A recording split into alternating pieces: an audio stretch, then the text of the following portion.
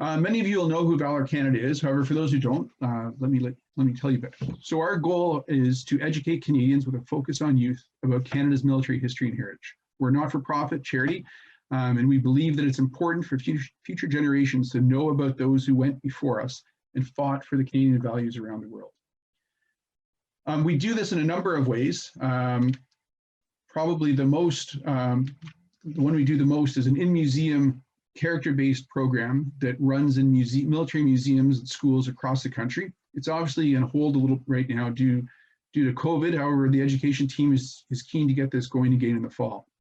We also produce a series of documentary videos, which you can watch on our website or our YouTube channel. These are accompanied with lesson plans that allows teachers to use in their classrooms. And I encourage you to view our latest set, which is the Valour Canada War Series with military historian Andy Robertshaw. One of our more exciting programs is we're now doing virtual tours. So these are virtual tours of historic sites and places. You can tour a Second World War fighting ship, the HMCS Haida, a Lancaster bomber, battlefields in France or Holland, and we were excited to release our latest one, which is a virtual tour of the King's Own Calgary Regiment's gallery at the military museums here in Calgary just last week. We have a few exciting projects coming up this year, and in particular, a project working with the Navy, Army, and Air Cadets, as well as the Junior Canadian Rangers. So I encourage you to visit our website, sign up for our newsletter, and learn about the exciting programs that we offer. I'd now like to introduce Major General retired Paul Burry from the Royal Alberta United Services Institute, and he's going to say a few words welcome from RAUSI. General Burry.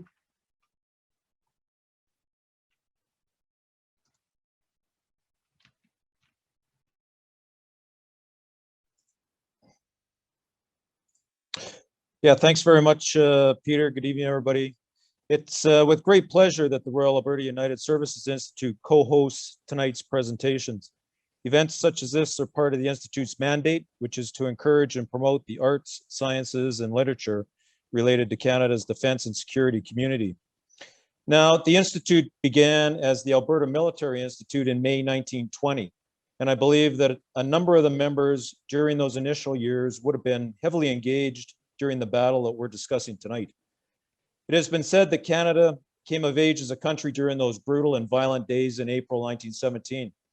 Those Canadians accomplished so much.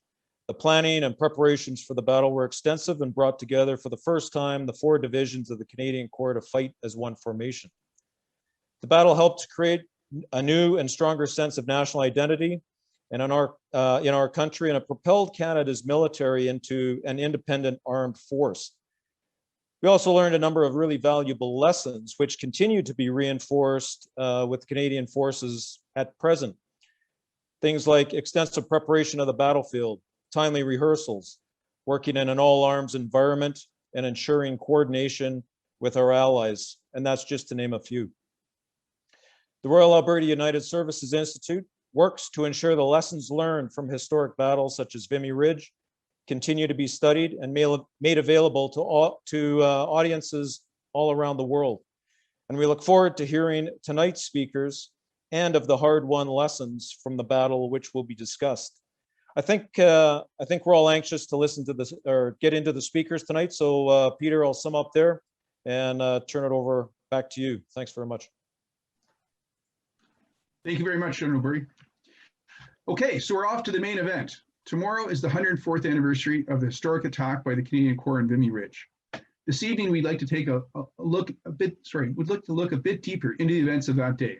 Most Canadians will know the battle, however, perhaps not the larger context of the war at that stage. And we all know a commonly heard narrative, which I'm going to paraphrase from one of our speakers. I'll let you guess who.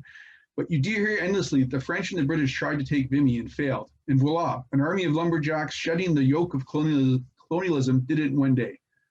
What we hope to explain to you tonight is the broader context of the war at that stage, what the Canadians did achieve, and also how we remember this as a nation afterwards.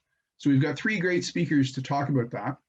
Our first speaker is going to cover the broader context of the war in 1917 and the strategic overview that brought us to the attacks in April of 1917. The British would know this as the Battle of Arras, and over 500,000 men would attack around that French town. Just 10 kilometers north of Arras was Vimy Ridge, and our second speaker will look into the details of this great victory. And again, our final speaker will look at the significance of Vimy and how we remember the battle.